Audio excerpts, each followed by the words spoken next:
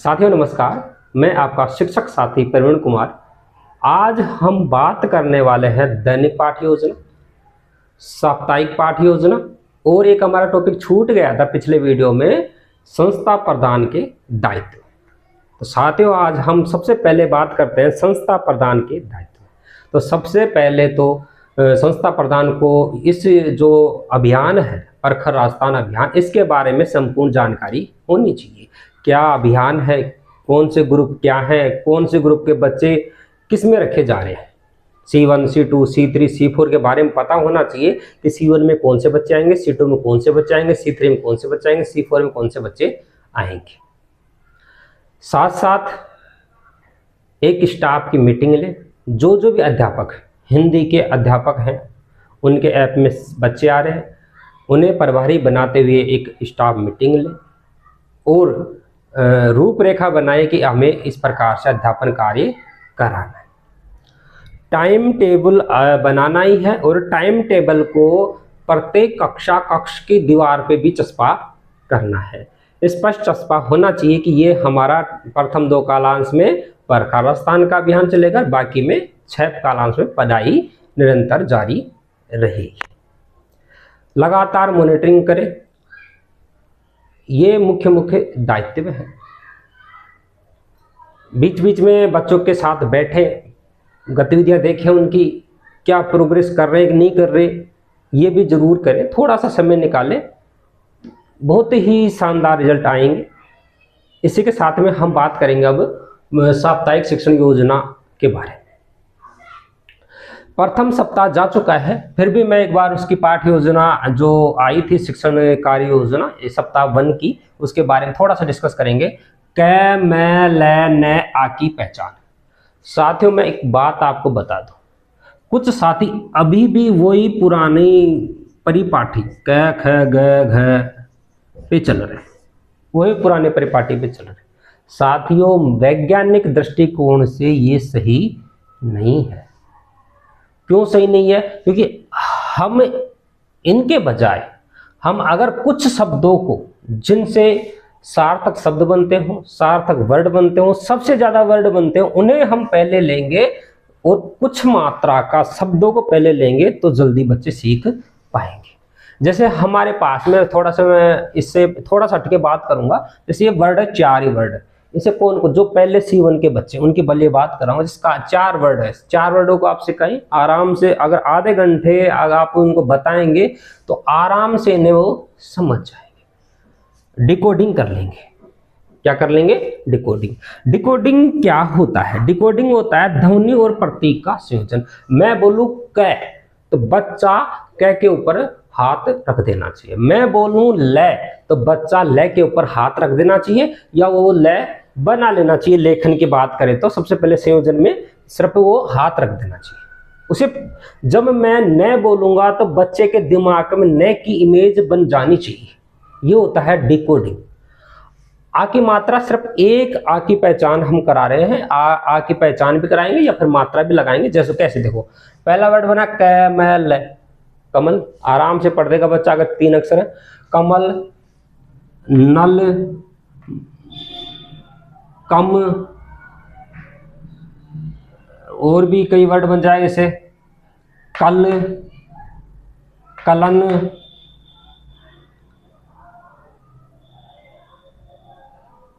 नमक। ऐसे कई वर्ड बन रहे हैं, और भी आप बनाइए एक चार्ट में और बच्चों से पढ़वाइए। एक दिन का काम है सिर्फ ही, एक दिन में आराम से आप 4 अक्षर है, 1 2 3 4 अक्षर है, एक वोवेल्स वाला है, स्वर वाला है, आप आराम से इन्हें करा सकते हैं। साथियों सबसे पहले आता है मौखिक भाषा विकास, क्योंकि जो कई बार FLN में हम बात कर चुके हैं।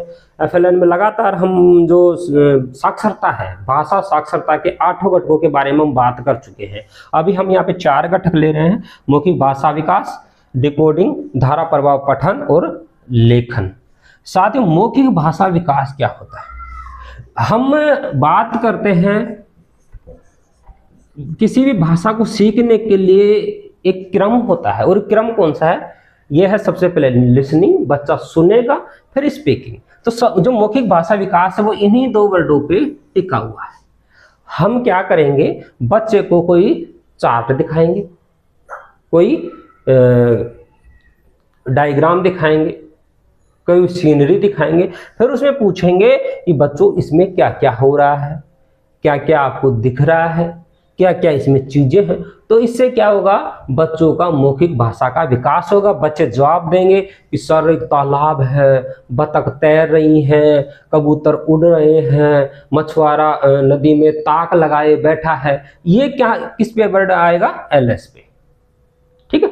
अब बात आती है कि इन बच्चों पे अलग अलग काम होगा। इनके लिए छोटी शब्दावली आएगी, इनके लिए बड़ी शब्दावली आएगी। साथियों ये सारी चीजें आपको शिक्षक ऐप पे मिल जाएंगी।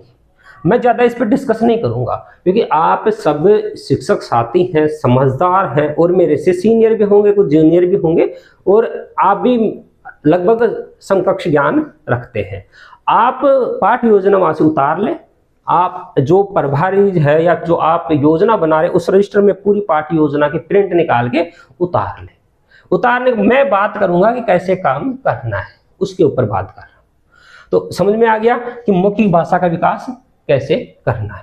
अब फिर बच्चों से पूछो, ये चार्ट आपने दिखाया भी, चार्ट दिखाने के बाद फिर बच्चों से पूछो, क्या बच्चों आपने वैसी कोई सीनरी देखी है, क्या आपने वैसा कोई दृश्य देखा है, आप भी बताइए। तो फिर बच्चे अपने उद्गार रखेंगे। तो जो अंतर्मुखी बालक है ना, वो भी अपनी अपनी बातें रख पाएंगे, और सीमित संख्या होगी बच्चों की C1 C2 में, तो आराम से वो सबका नंबर आ जाएगा। इसी प्रकार से डिकोडिंग, जैसे मैं बात कर रहा था, मैं बोल रहा हूं बच्चों कैसे आने वाले शब्द बताओ, तो बच्चा फिर बोलेगा कैल, कम, कन, कमल, करण, जो भी कैसे कलन, जो भी कै वर्ड से आएंगे वो कुछ शब्द बोलेगा, बोलते जाएगा। हमें लिखना तो लिखना है ना समझना है। फिर हम उन वर्डों को लिखेंगे। फिर सब बच्चों को बारी बारी से बुलाएंगे। कै कौन सा है तो सबको पता है, कै यहाँ पे है। तो फिर दोबारा से गतिविधि कराएंगे। बच्चों अब है ना, कहीं भी क्या आ जाए, एक शब्द बोलो जिसमें कहीं भी क्या आ जाए। जैसे नमक, लास्ट में क्या आया, तो अब हम फिर बच्चों से खड़ा करेंगे, बताओ इसमें कै कहाँ है, तो कै यहाँ पे तीसरे नंबर पे। तो यहां से क्या होगा, कै के प्रति उसकी डिकोडिंग हो जाएगी, वो संयोजन बन जाएगा, कै ये है। और मैं मानता हूं कि फिर वो नहीं भूलेगा। हम क्या करते हैं, वो क ख ग ग लग गए होंगे बुरी तरीके से, क ख ग ग च छ और बार खड़ी याद कराने लगे। भाई जरूरत नहीं है साथियों, सिर्फ एक मात्रा की बात करें। 12 वीक है, 12 वीक बड़ा बेहतरीन प्लान है, प्लान पे काम कीजिए आप। देखो मैं एक चीज जानता हूं, ध्यान से सुनना इस बात को। आज बीमारियां हैं, और बीमारियां ऐसी है जल्दी से रोग पकड़ में नहीं आता। अब डॉक्टर से आप दवाई लेके आई, फर्स्ट वीक 3 दिन की देते हैं आजकल, ज्यादातर 5 दिन की दिया। कितने दिन की दवाई दी, 5 दिन की, 5 डेज की दवाई दिया, आपको आराम नहीं मिला। तो फिर क्या करेगा डॉक्टर, साल्ट चेंज करेगा, जो उसका साल्ट है वो चेंज करेगा। फिर भी आराम नहीं मिला तो फिर तीसरा साल्ट चेंज करेगा, फिर भी आराम नहीं मिला तो आप डॉक्टर चेंज कर दोगे। तो बच्चों के साथ भी यही है, आप उन्हें साल्ट चेंज करिए, क्योंकि वो डॉक्टर चेंज नहीं कर सकते, वो आपके पास रहेंगे। तो आप साल्ट चेंज करिए, 1 चेंज करिए, 2 चेंज करिए, 3 चेंज करिए। आप उनका जो साल्ट चेंज करिए, आप पढ़ाने का तरीका, जो जिस तरीके से वो सीखने थे, वो C4 वाले बच्चे वो तो सीख गए, आपके तरीके सीख गए। अब जो ये तरीका है, मनोवैज्ञानिक तरीका है, आप इससे काम कीजिए। चलो हम कहाँ तक आ गए थे, अच्छा इसी समय भी है 15 से 20। ABL में आपके जो योजना है आप डाउनलोड करोगे, वहां पे गतिविधि में कौन कौन सा चार्ट लेना है, कौन कौन सी गतिविधि करानी, ये आपको आसानी से इसमें दिख जाएगी। तो इस पे आप वहां से लेंगे, मैं सिर्फ आपको समझा रहा हूँ क्या काम करना। डिकोडिंग अब आता है धारा प्रवाह पठन में समझना। ऐसे वर्डों को आप बोर्ड पे लिखेंगे, फिर धीरे धीरे सबसे खड़े करके बारी बारी से पढ़वाएंगे। सरल शब्दों के सबसे पहले अगर लेंगे तो ज्यादा ज्यादा आ की मात्रा लेंगे, आ की मात्रा लगा लेंगे, बाकी इन्हीं वर्डों से कुछ शब्द बनाएंगे और उन बच्चों से पढ़वाएंगे। जब बच्चे अच्छे तरीके से पढ़ेंगे तो उन्हें समझ में आएगा कि हाँ यार पढ़ना तो बहुत अच्छी बात है और हम पढ़ सकते हैं, एक आत्मविश्वास आएगा। और C3 है हमारा ग्रुप, इसमें देखो C1 C2 की कार्य योजना एक साथ है, C2 C3 की अलग। जो C3 है वो थोड़ा टिपिकल ले, इससे थोड़ा टिपिकल, C1 C2 से थोड़ा टिपिकल ले, और उसके साथ भी पढ़ाने का कार्य करें। अब पढ़ने के बाद में जो वर्ड हैं उन्हें आप मिटा दें और फिर बच्चों से लिखवाएं। कुछ वर्ड लिखा जैसे कल, नल, कमल, ये वर्ड बच्चों को आप बोलें, बच्चे उससे लिखेंगे। तो अगर आप ये कितने दिन का काम है? 6 दिन का काम है। 6 दिन में अगर आप यहां तक पहुंच गए, यहां से लेकर यहां तक पहुंच गए, तो आपका कार्य क्या हो गया? सार्थक हो गया। आपने अच्छा प्रयास किया और आपका जो रिजल्ट है वो बेहतरीन आएगा। साथियों, अब बात आती है दैनिक पाठ योजना। इसकी बात आती है दैनिक पाठ योजना। कई साथियों के कमेंट्स भी आ रहे हैं, कई साथियों की क्यूरी भी आ रही है कि सर दैनिक पाठ योजना में क्या करें, क्या हमें साप्ताहिक पाठ योजना तो आ रही है, दैनिक पाठ योजना भी बनानी है क्या? तो कुछ स्कूल ऐसी हैं जिनमें सिर्फ 2 ही ग्रुप बनाया गया है, C1 + C2 + C3 और C4, और इन्हें सिर्फ एक अध्यापक ही पढ़ा रहा है। एक अध्यापक, और रजिस्टर भी सिर्फ वही प्रभारी है, वही पढ़ा रहा है। तो साथियों, यहाँ पर अगर इसको अलग भी पढ़ा रहा है तो कोई फर्क नहीं पड़ रहा, इसको एक अध्यापक पढ़ा रहा है। तो साथियों, आप दैनिक पाठ योजना में जो काम जिस दिन कर रहे हो वो लिख लें तो कोई हर्ज नहीं है। आप लिख लें, जिससे क्या है कि आपकी प्रोग्रेस रिपोर्ट दिखेगी, और साथ साथ आप अपने संस्था प्रधान से डिस्कस कर सकते हैं कि सर आज मैंने इन बच्चों के साथ में ये कार्य किया है। और अगर आपके ज्यादा ग्रुप हैं, इनका नामांकन ज्यादा है, C1 C2 का एक बना रहे हो, C3 का अलग बना रहे हो, क्योंकि C1 C2 की कार्य योजना साथ बना सकते हैं, C3 का अलग बना रहे हो, C4 का अलग बना रहे हो, 2-2 3-3 टीचर काम आ रहे हो, तो फिर आप अपनी दैनंदिनी में भी लिख सकते हैं फर्स्ट कालांश से हमने बच्चों के साथ ये काम किया, सेकंड कालांश से बच्चों के साथ में ये काम किया। साथियों, कैसी लगी पाठ योजना और कैसा लगा आपको वीडियो, जरूर कमेंट करके बताएं। जय हिंद, जय भारत। फिर मिलते हैं सप्ताह नंबर 2 की पाठ योजना के साथ।